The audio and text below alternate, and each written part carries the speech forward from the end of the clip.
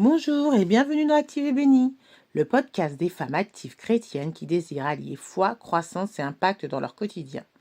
Je suis Nathalie, alias Nat Inspire, et aujourd'hui nous allons parler d'un sujet qui me tient à cœur, la différence entre le coaching personnel et le coaching spirituel, et surtout comment ces deux approches peuvent transformer ta vie.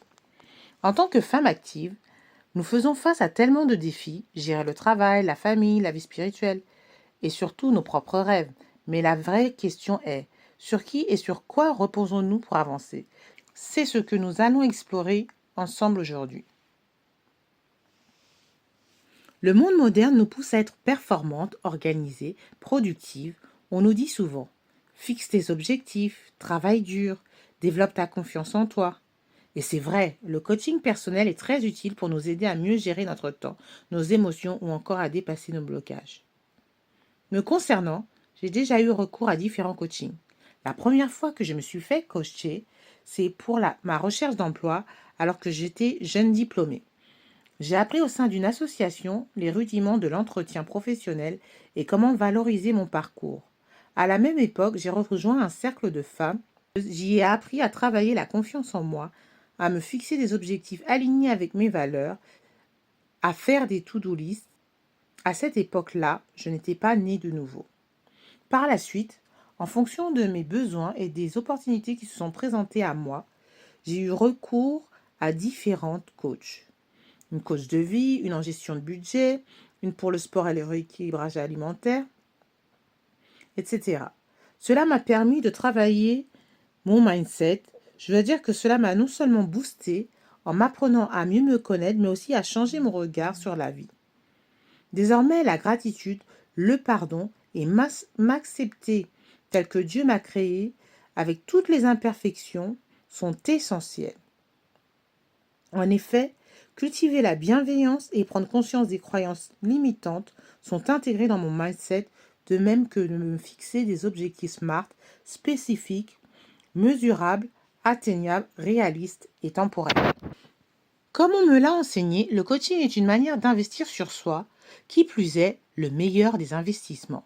Car comment prendre soin de ses proches, de sa famille, de son église si l'on ne prend pas soin de soi-même? Mais le coaching ne s'arrête pas à une prise de conscience, il permet de poser des actes, d'opérer un changement. Il fait gagner du temps et de l'énergie et cela représente un coût. Il existe différents types de coaching. Le coaching professionnel, le coaching de vie, le coaching sportif, le coaching pour le mariage, le coaching scolaire pour les enfants, etc. Pour avoir un panorama général du coaching, je vous invite à lire ou à relire le numéro de Sciences humaines paru il y a quelques années qui s'intitule L'art du coaching de Socrate à aujourd'hui. Également, allez voir le site je suis coach.fr qui présente un lexique et un annuaire de coach par domaine en France. Ainsi, tous les coachs ne se valent pas et un même coach plutôt peut convenir à une personne et pas à une autre. La profession est reconnue. D'ailleurs, il existe des fédérations professionnelles sur certains secteurs qui donnent une certification et une légitimité à exercer. Et qu'en est-il du coaching spirituel? En tant que chrétienne, nous sommes des êtres spirituels, n'est-ce pas? S'il est vrai que le coaching personnel peut nous aider à avancer, et ce fut mon cas, il reste centré sur des forces humaines. Or, parfois, nos propres forces ne suffisent pas. C'est là que l'on comprend ses limites et que l'on a besoin d'un autre niveau de soutien, le coaching spirituel.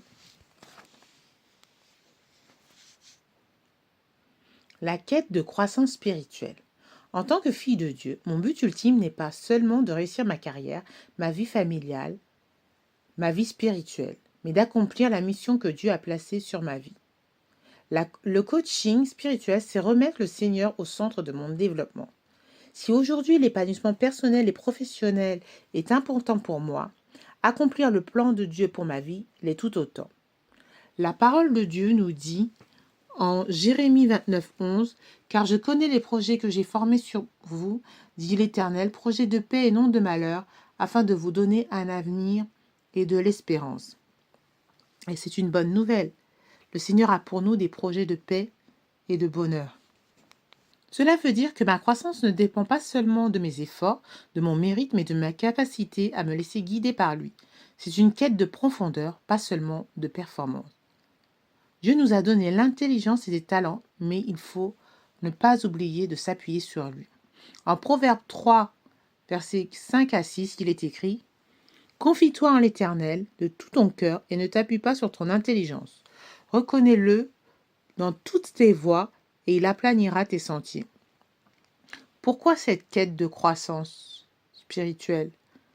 Parce que c'est dans sa volonté, selon moi, que nous allions, et selon la parole, que nous allions de gloire en gloire et de victoire en victoire. C'est aussi dans sa volonté que nous nous reposions sur lui. Il est écrit en Psaume 62, verset 8, « Sur Dieu repose mon salut et ma gloire, le rocher de ma force, mon refuge étendu. » Dieu, le coach par excellence, est l'assistance du Saint-Esprit. Une femme pasteur m'a dit un jour que Dieu est un coach par excellence. Il connaît mon potentiel mieux que moi-même parce qu'il m'a créé.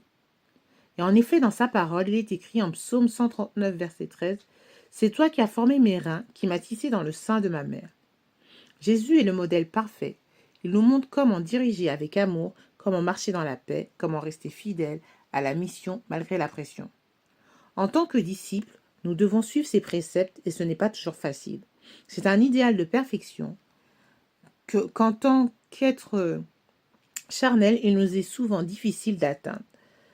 Cependant, cela demande de la discipline, de l'obéissance, des sacrifices. Et la parole nous enseigne en 1 Samuel 15, verset 22, « L'obéissance vaut mieux que les sacrifices et l'observation de sa parole vaut mieux que la graisse des béliers. » Rappelons-nous que Dieu est miséricordieux et qu'il pardonne nos fautes, car Dieu est bon. Ce n'est pas une raison pour s'écarter du plan qu'il a pour nous, mais on peut compter sur lui et on se doit de le faire.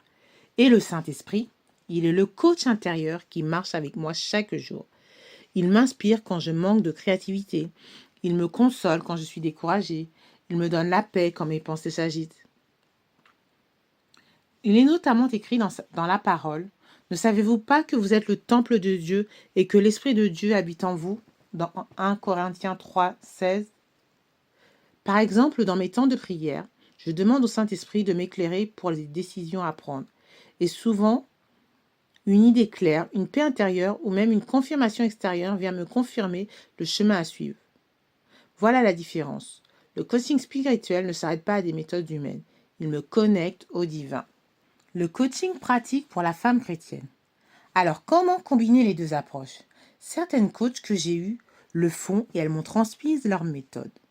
D'abord, utiliser les outils du coaching personnel. La planification, la visualisation, le journal, la définition des objectifs et les soumettre à Dieu. Par exemple, dans ma routine quotidienne, je bloque aussi mes temps de prière et de méditation. Mes objectifs ne sont pas seulement financiers ou professionnels, mais aussi spirituels et relationnels. J'ai une communauté chrétienne qui m'aide à rester alignée avec ma foi et un mentor. Voici une petite routine que tu peux essayer. Commence ta journée par un court moment de gratitude et de prière. Écris des priorités, par exemple 3, guidé par le Saint-Esprit. Puis à la fin de la journée, rends-toi compte de ce que tu as réalisé et comment Dieu t'a accompagné. Tu verras la différence. Tu avanceras avec paix et assurance. Pour conclure, retiens ceci. Le coaching personnel peut t'aider à mieux gérer ta vie, mais seul le coaching spirituel peut transformer ton cœur et aligner ton chemin avec la volonté de Dieu.